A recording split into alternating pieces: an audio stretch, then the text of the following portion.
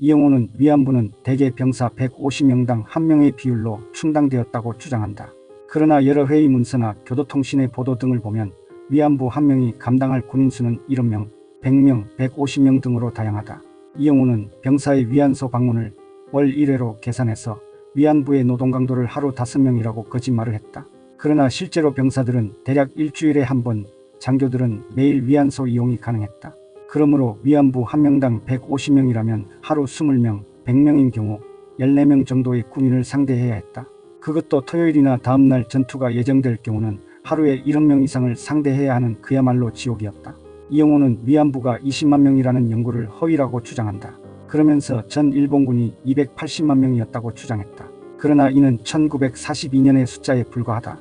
통계를 보면 1940년까지는 205만 명, 1941년 250만 명, 1943년 310만 명, 1944년 470만 명, 1945년에는 720만 명이었다.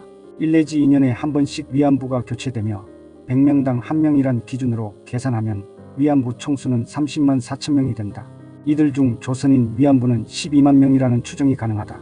이영호는 조선인 위안부가 20% 정도이며 연인원이 7,200명쯤으로 짐작한다고 주장하지만 근거는 없다. 가장 유력한 견해는 일본인 위안부가 약 50%, 조선인 위안부가 약 40%, 나머지가 기타 민족 출신이라는 것이다.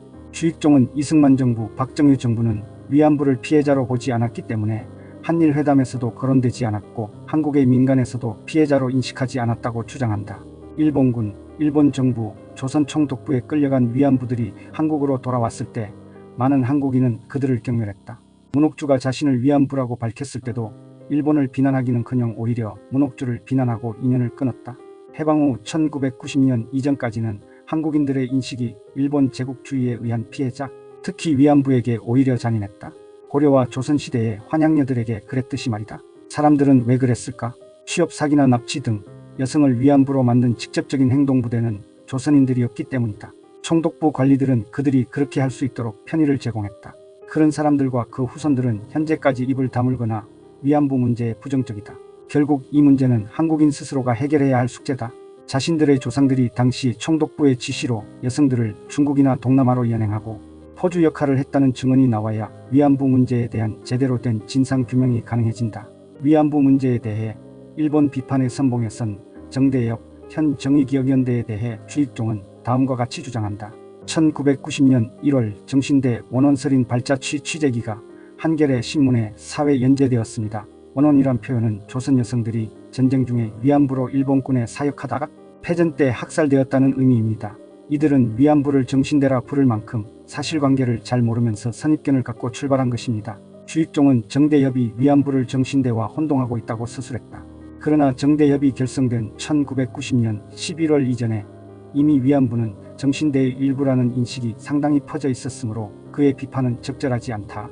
또 하나 정대협이 일본의 위안부 학살이라는 선입견으로 출발했다는 주장은 거짓말이다. 일본군의 위안부 학살에 관한 기록은 1944년 9월 18일 중국 국민당 기관지인 소탕보 등의 언론 기사나 1944년 6월 미중 연합군의 정보문서, 정대협 초대 대표인 윤정옥 교수의 취재기 등으로 확인된다. 게다가 16초 분량의 증거 영상도 발견되었다. 주익종은 제2차 세계대전에서 독일이 패했을 때 독일 여성 최소 50만에서 100만 명이 소련군에게 강간당했지만 별 문제가 아니었던 것처럼 일본군 위안소도 문제가 없다는 이상한 논리를 전개하고 있다. 독일이 소련군의 강간을 문제 삼지 못한 이유는 그들이 연합국에 입힌 피해가 훨씬 컸기 때문이다. 그러나 한국은 식민지 피해국이다. 그래서 조선인 여성에 대한 일본의 집단 성폭행을 문제 삼는 것이다. 주익종은 일본이 여러 번 사과와 사죄를 했고 국고에서 위로금을 지급했는데 정대협이 받아들이지 않는다고 비난한다. 일본 정부가 책임을 져야 하지만 정대협이 요구하는 것은 일본 정부가 들어줄 수 없는 것이라고 주장한다.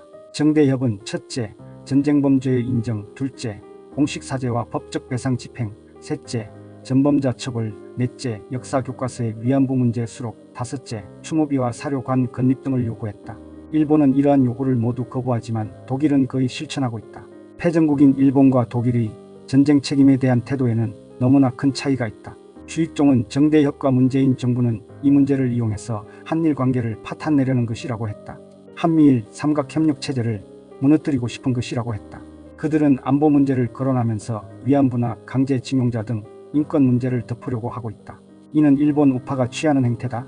미국은 인권 문제인 위안부 건은 한일 두 나라가 해결할 문제라고 본다.